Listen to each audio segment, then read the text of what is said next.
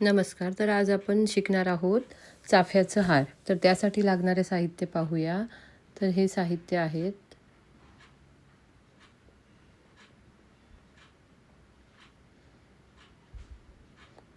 तर आता आपण पाईप क्लीनर फोल्ड करणार, त्याचे 2 तुकडे करणार आणि पुन्हा आपण डबल फोल्ड करून एकात एक असं आपण लॉक करणार.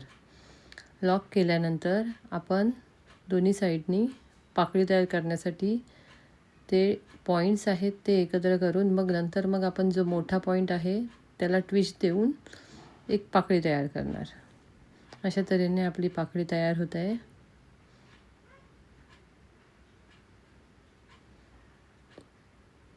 तर आपण अजून पाकळ्या रेडी करून ठेवल्या होत्या. तर ह्या सर्व आपल्या पाकळ्या रेडी आहेत. त्यांना आपण आता जॉईन करणार. तर आपण 4 पाकळ्यांचा एक फूल बनवू शकतो किंवा 3 पाकळ्यांचा पण फूल बनवू शकतो. तर ग्लूगनच्या मदतीने किंवा ग्लूच्या मदतीने आपण सर्व पाकळ्या अशा जॉईन करणार. साईडला गम लावायचं आणि पाकळ्या जॉईन करायच्या. प्रत्येक पाकळीच्या साईडला आपण अशा रीतीने गम लावणार.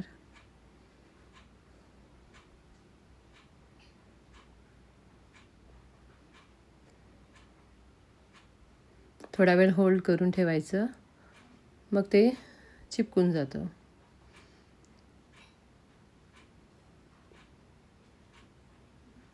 आणि खाली थोडंसं मग ग्लू लावून आपण त्याला ग्रीन टेपनी कवर करणार. तर असं ग्रीन टेपला पण आपण थंबच्या सहाय्याने होल्ड करून ट्विस्ट देत राहणार आणि नंतर मग ही पाकळी आपली रेडी आहे.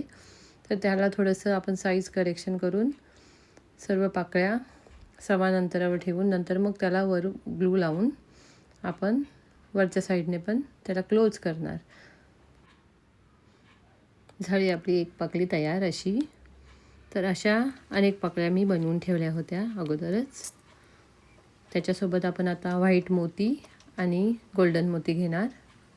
गोल्डन मनी, गोल्डन मोती जसं तुम्हाला आवडेल तसं तुम्ही त्या प्रकारे मणी त्याच्यात घालून धाग्याच्या सहाय्याने आणि सुईच्या सहाय्याने तुम्ही ते विणून 7 पाकळ्यांचा हार, 9 पाकळ्यांचा हार, 11 पाकळ्यांचा हार अशा प्रकारे तुम्ही बनवू शकता. तुमच्या चॉईसप्रमाणे तुम्हाला जेवढं गॅप हवं असेल त्याप्रमाणे तुम्ही मणी कमी जास्त घालू शकता.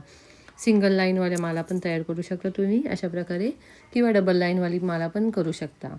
आणि मग शेवटला आपण लॉक करणार त्याला. तर मग एक एक पाकळी घालून आपण त्याच्यात साईडला मणी आणि मोती आपण सुईच्या सहाय्याने धाग्यात ओवणार. तुम्हाला हवं तसं तुम्ही चॉईसप्रमाणे कमी जास्त साईज करू शकता. तर असं आपला हार तयार झालेला आहे.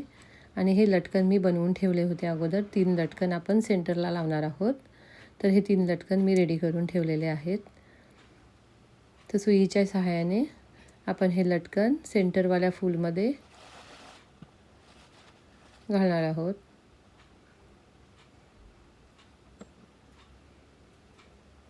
वरून आपण गाठ मारून घ्यायची, मग आपला हार रेडी होणार. तर असं आपला हार रेडी झाला आहे. Thank you for watching. Shri Swami Samarth.